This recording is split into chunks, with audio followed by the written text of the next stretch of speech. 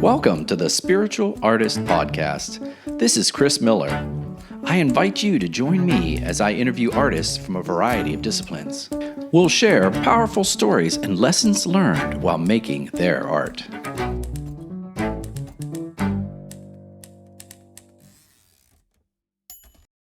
Good morning, this is Chris Miller, and you are listening to the Spiritual Artist Podcast. I am so excited about today's guest. He is an actor, a director, the head of fine arts at Green Hill School in Addison, Texas, and he is also a teacher of the Meisner Method in acting. He is finally, and most importantly, my husband. When I get up in the morning, I'm often excited about ideas that have arrived in the middle of the night, and I like to share them over a cup of coffee. I have been so surprised about how many of my concepts that I teach to be a spiritual artist align with that of acting.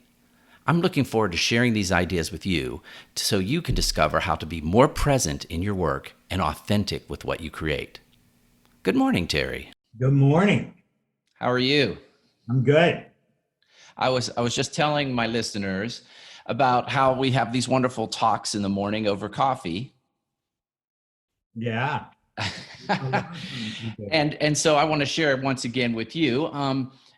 As I've progressed and put together this book, The Spiritual Artist, I've learned something about my own practice when I paint, and that is the importance of kind of turning off my mind and letting something underneath, some subconscious something, react with the canvas. And I remember on one of our mornings that I shared this with you, and you started to explain the Meisner Method, which is something you teach.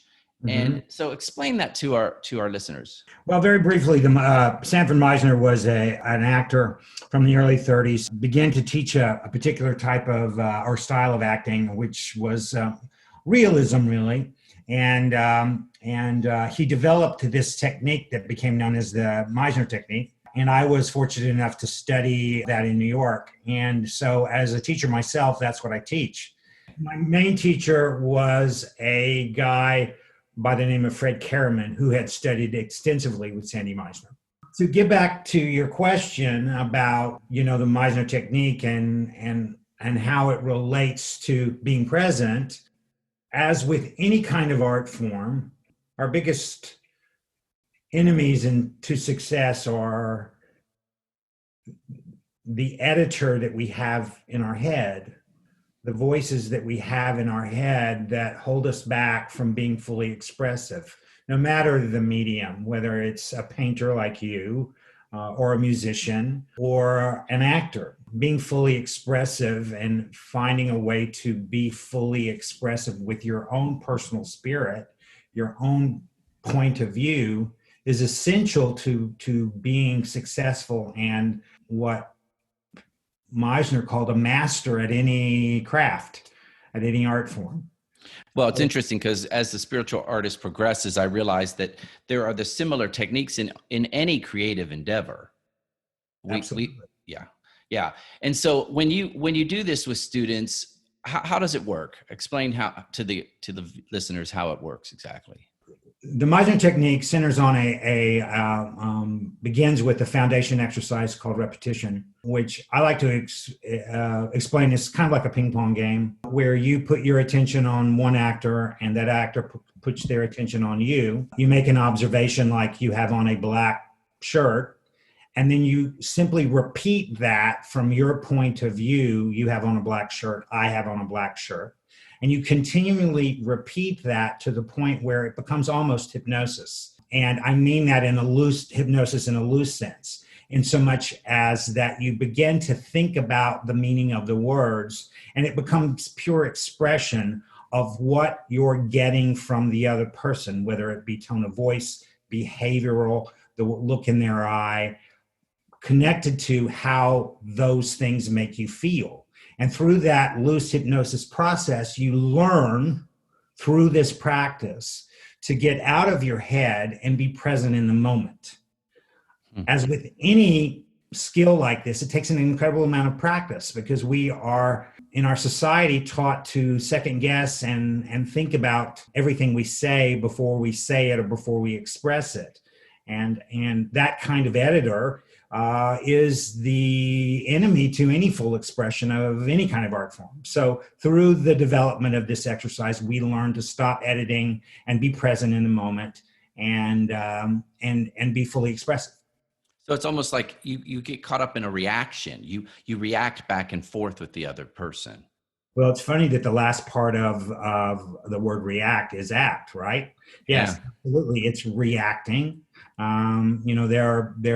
There's a famous saying, and actually a book, I think, I don't know the title of it now, called Acting is Reacting. Uh-huh. Because really, acting is reacting to what you're getting from the other actor, and the connection that you have with that other actor can be described as chemistry, however you want to describe it, but it's the back and forth between those two individuals that makes that connection so apparent and so vibrant that we as an audience are drawn into what's going on a very intimate and intense level between those two people. So is it almost getting down to just a raw emotional level? Well, certainly it can be raw, but it's simplistic than that. I mean, emotions can come up certainly with any kind of. I mean, you tell me sometimes that you're painting, and suddenly, for a reason that you have no way of knowing exactly why, you're incredibly moved. Whether it's the action of putting the paint on the canvas, or the colors you have chosen together, or just the mood or the way the spirit is working through you in that particular moment moves you to an emotion. Acting is the same way. We can be moved to emotional things that don't necessarily have to have a name or a reason, but we're moved, and that comes from being present, and being truthful and being organic and being spontaneous. When we as people find that being in the moment, or it's described sometimes as being in the zone, when we are in that zone, we become pure emotion in a way that is vibrant. And I like to say it's almost like mercury, in that it's not, it flows and it moves. It's not a static thing. So because it's not static, it can't really be described. But yes, absolutely, emotion is a huge part of it. Well, it's interesting because I notice as I look at people's creative work, for me, an indicator of the power of that piece is, whether it's sculpture or painting or music, is when I notice that there's just some energy about it, Right. Some power that you see that person was really consciously connected to what they were doing, not just kind of going through the motions, you know. Absolutely. I mean, I talk in my acting classes a lot about intentionality. You know, intention is incredibly important in any kind of art form. Not necessarily a specific intention, but the intention of attention. You know, you want to be intentionally putting your attention on the other actor, not passively waiting for something to react to, but intentionally looking for something to react to. There's so much there to react to, which is the strongest one. So that intentionality of attention is huge. And I know you and I have talked before, that's very much about the way you approach making a painting. You know, you have to intentionally put your attention on that canvas and that color and that paint. And it's very interesting. In acting, I talk a lot about the fact that acting is about action. You know, again, the word actor comes from being active, not being passive, not being emotional, but about doing something. In the Meisner Technique, we talk about the reality of doing. You don't act like you're doing something, you really do it. And when you really do it, then there's an emotional and a spontaneous and a organic response that comes out of the doing of the thing that you say you're doing. And when you intentionally do something like that, then expression and behavior comes out of you that can't be planned. You don't sit down and plan exactly what a painting is going to look like before you start it. You just start it with intention, and it goes somewhere. And it's interesting. So I was just going to say, the painting, I always believe a painting has a story to tell, and your job is to let that story out. Absolutely. Uh, Absolutely. I brought a book here because I've shared this book with you, and I took it from your shelf and I love it so much. Anne Bogart, Yeah. wonderful, wonderful teacher, director. Yeah. What's the Story? Essays about art, theater, and storytelling. Right. And I love this line in here. She says, in this brain state, time disappears and one loses a sense of the self. The focus is totally on the task at hand. The artist becomes absorbed in and at one with the work. The sensation, the experience seems to be orchestrated by outside forces. I just think that's such a powerful thing about you almost giving it up to something greater where it just has a flow to it. Yeah, Anne has a remarkable way with words that just touch and move me. But yeah, I mean, she's talking about that sense of being in the zone that I talk about. You know, to the point where you stop thinking about the fact that you're on stage and acting, and become obsessed and hungry for the process of the doing. And it's not, and it's hard for people who are not actors or artists maybe to understand that it's for us actors, it's not about applause. Certainly that's nice and that feels good. And it's not about winning any kind of awards. Certainly that's nice and that feels good. But it's becoming hungry and in love with the process of creation of moments that are moments of organic and of organic inspiration, and that come from someplace bigger than us, and yet can only happen coming from us. You know, it can't happen coming from anybody else. Because we're all unique. Not the same way. Right. It can certainly happen. Any good actor can create a wonderful interpretation of a role that's been written, but it's only will be that way when that actor does it. And the wonderful thing about acting on stage, it will only be that way on that night. Oh, wow. It will be something completely different on another night. And how wonderful and exciting and inspirational is that? That is really wonderful, because I think it's so authentic. It's when we talk about authenticity, it's the authenticity of that moment. That's why I work so hard with my actors to create their ability to understand that their point of view is so important. And I think that that's something any kind of artist needs to understand. And that's what has been so spiritual about the process of becoming an actor and developing my craft. And also why I am so passionate about sharing this with other people is that having a point of view, having your unique point of view is your voice to the world. And that's all we really have as artists is our point of view. We don't really have anything else, but our point of view, our way to express and experience and respond to the world we're living in. You're responding to the canvas and the paint and the day that you're making the painting. I'm responding to, as an actor, responding to the audience that's there, the actor that I'm working across, and the text that I have been given to speak, the story that I have been given to tell. I am responding to all of that, but it's my point of view of all of those things. It's really interesting, because when you talk about that process, you talk about, that back and forth with that Meisner method. I've seen it in action. It's this back and forth, like you said, a ping pong game of energy, back and forth and back and forth. And you can have that. I have that with a painting where I just fall into the flow. A few years back, I tried to replicate that exercise with an art student where I would paint something and then she would paint something, and then I would paint something and she would paint something on the same canvas. Mm-hmm. And I found that she started erasing everything I did. She went back and so I felt like there was a counter energy to what I was trying to do. She didn't go. Yes. And yet it caused a response in you. Yeah, it did. It did. It's not like she was negating what you were doing, although I understand why it would feel that way. She was just doing something different than what you would do.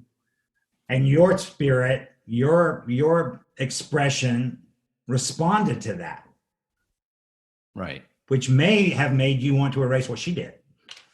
or just make bigger strokes. Things that she couldn't erase as quickly. Exactly. So I imagine you teach that in the process. There is some resistance, maybe, perhaps, from people doing the training. Oh, absolutely. Because, I joke, but it's kind of the truth that our parents and our school teachers and our societies are our biggest challenges about being really good actors, because we have been taught to think before you speak, can always be polite, and don't say the wrong thing, and all of those voices that are in our head that makes us pull back on the reins of our expression to make sure that it's a safe place to be fully expressive before we let ourselves do it. And it becomes a habit. And as with any habit, it's incredibly difficult to break, to get to the point where you can be fully expressive without that editor going on in your head that's saying, nope, don't do that because it may be wrong. What is wrong in an artistic expression? There is no such thing as wrong. It just is. And if we can get that in our psyche, that expression is just expression, it's pure. It's not static, it's not a block, it's a wave or a movement of something like mercury. And if we can get that in our heads, that just go with it, see where it takes you. You can always paint over it, you can always re-rehearse the line, you can always feel something different as you felt something when she erased what you had just painted, but you felt something. And so breaking that habit is really, really hard. I always like to say, when that car cuts us off on the tollway, all of us have that slight second of an impulse where we want to ram that car, but we don't do it because we know the consequences of that. Right. We'll have to pay for that car. They may shoot us. Who knows what will happen? So we don't do that. That's part of living in a polite society. Being an artist is not a polite society. It's being in a place where you can be fully expressive. I tell my actors all the time, being a lady or a gentleman or a really polite person never and will never make you a better actor. It doesn't mean that you should be mean and hateful. You should always be humble and empathetic. But you also need to tell the truth and be responsive to what's in front of you. That's how we train ourselves to be full actors. Macbeth believed the murder was justified. He didn't think he was a bad guy. How do we create that if we're judging that we have to do? That's definitely something I believe that you need to turn off when you're in the creative process, is that judgment, that judging mind. Yeah. It takes you out of the creative flow that Anne Bogart was describing. It takes you out of your presence. Yeah, absolutely.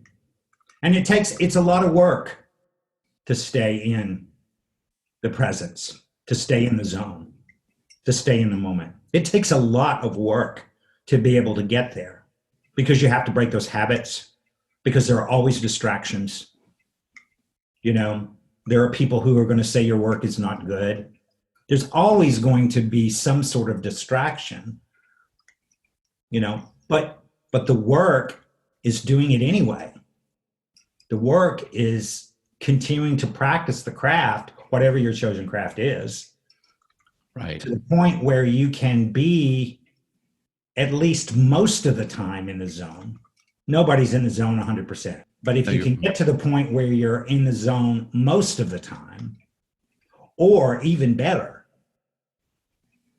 learn what to do when you recognize that you're not in the zone. That's a huge lesson. I'm acting away and I'm all up in my head worrying about the lines that I dropped, the paragraph before, instead of staying in the moment and being present and reacting to what's in front of me. Through practice, you learn how to recognize when you're not in the zone and what to do to get back in. But that takes practice. Right. I know when I started on my journey, I realized that I could exercise. It was a muscle. It was like a muscle that I was exercising. And each time I could do it longer and longer. And for example, working on a small painting was easier for me than a large painting because I had to hold that presence for a longer period of time. Sure. Yeah, when you're painting on a 5x5 painting, you have to hold that presence, or else sometimes you'd find, and it's not bad, like you said, one part of the painting has a certain energy to it and the other part has a totally different energy because time goes by and things change. Right. I have to mention this about you because it's one of your incredible talents that I've seen you do over and over again is your ability to do these one-man shows where you take on all the characters of the play. The most recent was the Absolute Brightness of Leonard Pelkey. Is that correct? That's correct. It's written by James Lecesne. Mm-hmm. Well, how do you, okay, so we're talking about the Meisner Method, and obviously it's one thing to go back and forth between another person, but in this case, you were on the stage alone. How do you do that? How do you find that character? Well, the more you work as an actor, you have to, you also have to develop your imagination and your suggestibility. There are other exercises as you get into the Meisner technique that teach you how to expand and exercise not only your presence in this ping pong game that we're talking about being present and getting out of your head, but exercises to stretch your imagination and what I call suggestibility, so that if a script or a director, or most importantly yourself, makes a suggestion to you of an emotional state that a character requires to tell the story, through your imagination and suggestions to yourself, you can actually create a reality of an emotion that comes out in behavior in you. So that's the first step, through the practice of suggestions to myself and the use of my imagination. I personally have always been gifted with the fact of observation and a slight sense of the ability to be a mimic. I know that that's not something that all actors do. I was gifted with that. So I can do accents and voices very well. And so through that gift, through the imagination and the suggestibility, and my ability through observation of watching people move and how they will have one particular gesture that defines them as a person, whether it's the way they stand or the way they move or the way they move their head or toss their hair, I can zero in on those things to define a behavior and then match that with a voice or an accent that allows me to create the reality of being another person, even though I may not have a costume change or anything like that.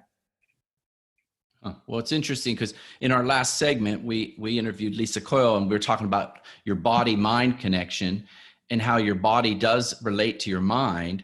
It's kind of an interesting concept to think that our mannerisms themselves are telling, so to speak. Yeah. That's very interesting, because actually I have found that if I can, through observation or my imagination, imagine how a character may stand or sit, by my taking on that posture, it does something to me emotionally. Think about somebody with bad posture and what psychological reasons may be that they have bad posture, how having bad posture may affect your voice, how you move, all of those things. The instrument, and in acting, the instrument is our body. It's very interesting that once you get to the point where you're really responsive to your body as the instrument of storytelling and expression, that you have the ability to, by just taking on another posture, change your emotional state. Hmm. And it comes without an intellectual thought at all. You know, it doesn't come from an intellectual thought. It comes from someplace bigger and much more organic than I can even describe. Well, it's kind of like I say, I've always believed that through presence, I am connected to a greater power, a greater presence, and whatever you want to name that, whether you want to call it God, spirituality, or the one, or it's this connection to something bigger, and through your body. I do think we're whole beings. I think some people try to focus just on the mind, but we are whole beings, mind and body. Mm-hmm. And I think that's interesting that seems to be a doorway for you into the character. Right. And like I said, you're incredible. I will sit there and watch you on the stage, someone that I've spent my life with, and go, who's that little woman there with the glasses and the purse? That's the guy I live with. And I believe it. It's not, I don't see you anymore. I don't see the Terry I know. I see a character in the absolute brightness of Leonard Pelkey. Wow. And well, that speaks to the power of the theater to me as well, and is that we as witnesses to the event that this particular artist is creating for us, that we have the ability, without much effort really, to let go of or to have a willingness of disbelief. I mean, I'm willing, to let go of my willingness to disbelieve this and completely believe this person who is standing there dressed like a man, but has a pair of women's glasses on and is holding a purse. I'm completely sucked in, and I believe that now I'm watching a woman. So I guess going back to what I was asking you originally, when you do the Meisner method, you're reacting to a person across from you. In these roles, I would imagine you're reacting to the script or the writing itself. Yes, and absolutely all of those things. But there's also the part of imagining what the person that you're talking to in this instance, what their responses would be. If I am talking as this old woman with these glasses on, and I imagine that the person that I'm talking to is responding to me with scorn, then the way that I say the lines are going to change. If I imagine that person is responding to me with support or amusement or laughter, that's going to change the way that I deliver those lines.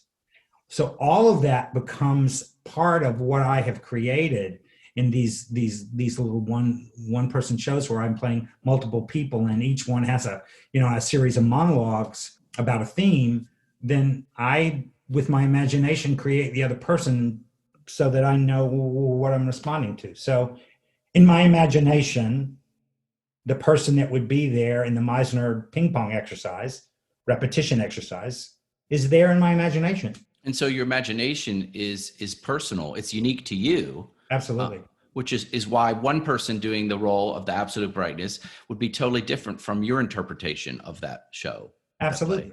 I want to mention one other thing, because people don't realize this about you, but you also have done a bit of writing, and when you rewrote this Uncle Vanya several years back, did an adaptation. Is that correct? Yeah, and it actually was something that I had been working on for a really, really long time. I think I might have started it right after college. I fell in love with Anton Chekhov's writing. For those folks who don't know, Chekhov was a Russian writer in the late 1800s. Many believe he was the first playwright to bring characters with full psychological backgrounds and psychological motivations to his writing. Up till then, writing had been very stylized. So I fell in love with that because I've always been at my core a realistic actor. So there was something about this play that I really loved. And so I began to think, wouldn't it be great if we could adapt this so that it's a little bit more accessible to a modern audience without all these Russian names that everybody gets confused about, and how we do that. So I began to just play with it a little bit. And then once I was running Water Tower and was doing theater full time, I just kept working on it. And I decided to just finish it one day. And it coincided with me doing a lot of genealogy research. I grew up in a small town in Alabama, so I was doing a lot of genealogy research. And so I was working on this adaptation of this play, this Russian play, while I was doing genealogy research, thinking about my early ancestors in the early 20th century in South Alabama. And suddenly the characters begin to speak to me as my family talked. So I found that it was set in Alabama in 1922, and it seemed to make sense, and it worked. And we did a reading of it at Water Tower, and then we did a full production of it, and it was very successful. And I won an award for Best New Play in Dallas that year. I can't believe that was 2004. Wow. Oh my gosh. I can't believe that. No. Well, that's interesting. How did that process, writing is very different from acting, or is it? Was it a similar creative process, or did you find yourself challenged by changing the craft, so to speak? Well, to be fair, writing a free adaptation of an older play is certainly a lot easier than writing something completely out of your head. At least it is for me, because the character definitions are already there. The basic plot structure is already there. So really, the challenge for me was much like playing that one-man show.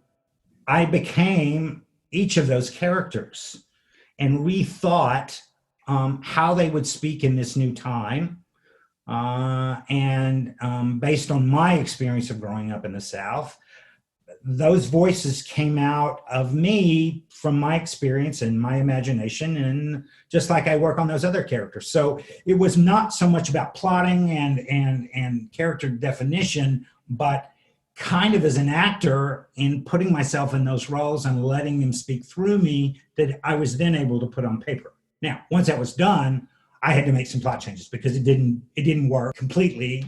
Being set in Russia originally, suddenly set in Alabama, I had to change the structure somewhat. Character names had to be changed, obviously, and things like that. So but was it a difference? It was hard, and probably the most frightening thing I've ever done is to put something that I wrote and characters that I wrote up on stage for people to watch, because as opposed to acting somebody else's words for the first time, you're doing it's all you. I mean, yes, I used Chekhov's plot, but I don't know. It was very scary. Well, I imagine going back to when we talked about with the presence, being present is scary. There's a vulnerability to it. Definitely. It has to be. You have to learn to accept and embrace that vulnerability. Vulnerability is if you're not taking a chance. And I think this is about any art. If you're not taking a chance, if you're doing something that doesn't feel risky, then it's not worth doing. In fact, I think there is an Anne Bogart quote about that very thing, that if you don't feel frightened, if you don't feel scared by it, then it's not worth doing. You're not bringing anything of value into the world. Wow. I think you're right. In my mind, I'm hearing Anne Bogart say something like that, and you're right. There's an authenticity about it, and creativity is being really consciously present, and sometimes it's scary and breaking new ground. So, well, I appreciate you sharing these thoughts with me. And as you know, there's always more to talk about, but we could go on and on and on. Well, and I'm sure I could talk about this for days at a time. Oh, I know. It's great. I love it. And I love doing this podcast. And I look forward to it. So I want to thank you for joining us on the show. The insight's great. And I'm sure we'll have you back because there's so much more to learn. Thank you, Chris. All right. Talk to you soon. Bye-bye.